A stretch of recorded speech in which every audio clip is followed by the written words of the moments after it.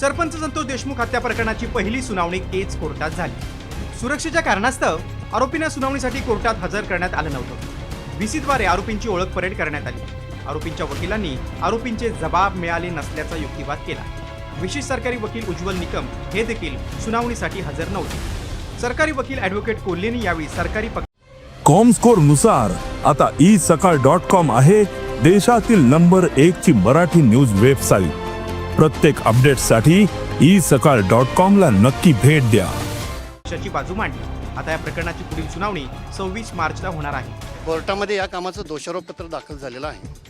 त्या दोषारोपपत्रातले बरेचसे कागद आहेत जे आरोपींना मिळणं गरजेचं आहे, ते अजून मिळालेलं नाही आणि त्याची आम्ही मागणी केलेली आहे। आहेत ना काही कागदपत्र कोर्टामध्ये आहेत, ती बंद पाकिटात आहेत, ते कायद्याने त्यांना मिळणार असतील ते मिळतील। बाकीचे काही कागदपत्र नसतील ते त्या दृष्टीने मी वेळ मागितला आहे।